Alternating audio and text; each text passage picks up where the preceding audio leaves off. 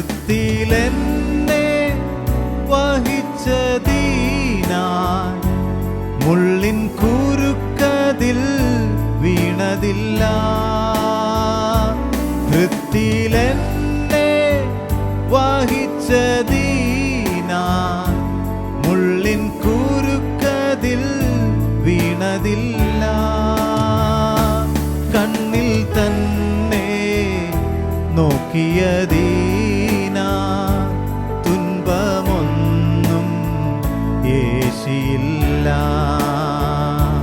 കണ്ണിൽ തന്നെ നോക്കിയതീനാൻ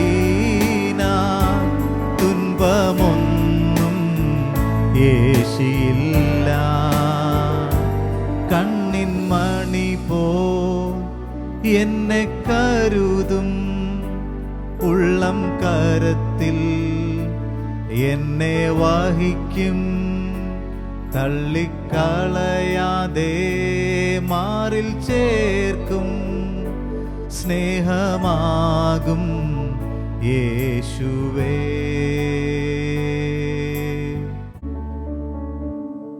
സ്വർഗീയ സിയോനിലേക്കുള്ള യാത്രയിലാണ് നമ്മൾ. ഈ യാത്രയുടെ മധ്യത്തിൽ കൂടെയുള്ള പലരും ഇടറി വീഴും. എന്നാൽ വിളിച്ച ദൈവം വിശ്വസ്തൻ. അന്ത്യം വരെ നമ്മളെ ചുമക്കുവാൻ, നമ്മളെ പാലിക്കുവാൻ, നമ്മളെ നടത്തുവാൻ ശക്തനായ ദൈവം. ഈ ദൈവത്തിൽ നമ്മൾ ആശ്രയിച്ച് മുമ്പിലോട്ട് പോയാൽ നമ്മൾ അവസാനം ആ സ്വർഗീയ സിയോനിൽ ചെന്നെത്തും. കാരണം എന്തുവാ? ആ ദൈവം നമ്മളെ കൺമണി പോലെ കാത്തു പരിപാലിക്കുന്നു, ഉള്ളം കയ്യിൽ നമ്മളെ വഹിക്കുന്നു. നമ്മുടെ ജീവൻ, നമ്മുടെ പ്രാണൻ ആ ദൈവത്തിൻ്റെ കയ്യിലായിരിക്കുന്നു. നമ്മൾ ഈ ഭൂമിയിൽ എത്ര നാൾ ജീവിക്കണം, നമ്മൾ എന്തൊക്കെ ചെയ്യണം എന്നുള്ളത് ദൈവത്തിൻ്റെ പുസ്തകത്തിൽ എഴുതി വച്ചിരിക്കുന്നു.